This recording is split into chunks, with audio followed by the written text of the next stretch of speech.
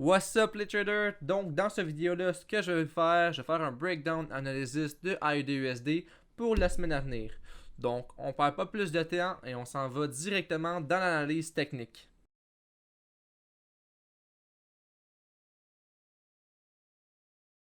Donc on commence l'analyse sur le monthly time frame et comme vous pouvez le voir, on a une tendance et une structure baissière. Je crée son Fibonacci, point A, point B, on arrive directement sur le 38,2% de Fibonacci, qui est aussi une zone dans le fond une zone dans le fond de niveau clé et une zone de résistance. Par contre, on a fait un engulfing pattern juste ici. Donc, on a comme une pression au niveau des acheteurs, mais on a aussi une zone de confluence de résistance. Donc, ici, dans le fond, on est pour baisser. Notre prochain target serait l'autre niveau clé, en fait, et ce serait dans le fond le point de structure du lower low. Donc, c'est pas tout ce qu'on peut dire sur le monthly time frame. Donc, maintenant, on s'en va sur le weekly. Donc, maintenant, on se retrouve sur le weekly time frame. Et comme vous pouvez le voir, on a une tendance baissière avec une structure baissière et on est dans le retracement. On a rejeté le 61,8% de Fibonacci avec une bonne mèche vers le haut, donc un ralentissement au niveau des acheteurs. Donc, signe de vente ici. Mais sinon, ça, sur le weekly time frame, on n'a rien d'autre qu'on peut vraiment préciser sur ce time frame-là. On n'a pas de structure, on n'a rien d'autre. Donc, on va aller sur le daily time frame. Sur le daily time frame, on peut remarquer qu'on a une tendance baissière avec une structure haussière. Par contre, on peut voir qu'on est dans un retracement dans le fond de la structure haussière ici. Et on arrive sur un point de support. Donc, dans ce coin-là, maintenant, moi, je regarde pour un buy. Donc, si j'ai une confirmation en petit time frame pour un buy dans cette zone-là, je vais acheter. Mais à long terme, on voit le prix descendre. Donc, il est possible que cette zone-là brise et qu'on continue vers le bas.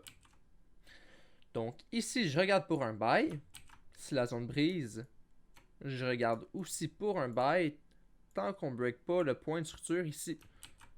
Par contre, si le point de structure brise, maintenant, je vais vendre là. Avec mon stop loss vraiment en haut ici. Et le TP, je ne sais pas s'il en vaut la peine. Dans le fond, si je vais cette zone-là ici, on a un risk reward de 2 à peu près. Donc, on est chill. Mais pour le moment, je regarde pour acheter ici. Si on descend jusqu'en bas là, je regarde pour acheter là. Et si on break, je regarde pour vendre. Si ici, j'achète, je regarde pour un TP en cette zone-là.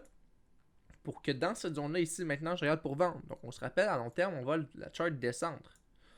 Donc, si ici, on fait une impulsion, on va chercher la zone en haut. Ici, je regarde pour vendre. Donc, je vais probablement fermer mon trade et maintenant regarder pour un setup de vente. Donc, je pense que c'est ça qu'on peut dire sur AUD/USD sur le daily time frame. Donc, maintenant, on va aller sur le 4 heures. Donc, on arrive sur le 4 heures et on peut voir qu'on a une tendance haussière avec une structure haussière. Donc, ce point de structure-là, il n'est pas sur le 4 heures, il se trouve à être sur le 2 heures vraiment plus.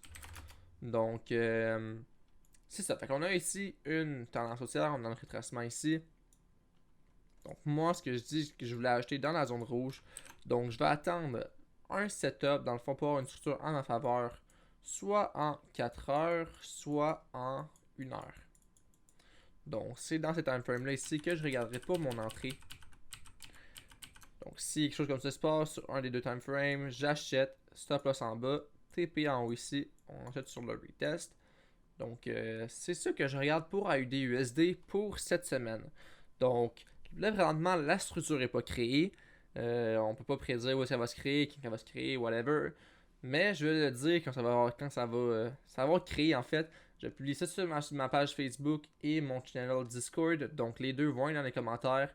Assurez-vous de me suivre sur ces deux plateformes-là parce qu'il y a beaucoup plus de contenu. En fait, il y a du différent contenu sur chaque plateforme. Donc, si vous voulez vraiment vous immerger dans le trading, j'ai beaucoup de contenu là. Vous pouvez aussi venir me parler sur Discord en fait. Même sur Facebook, vous pouvez me parler, mais je suis un peu moins vite pour répondre. Mais sur Discord, je vais répondre vraiment c'est la place que je vais répondre le plus rapidement.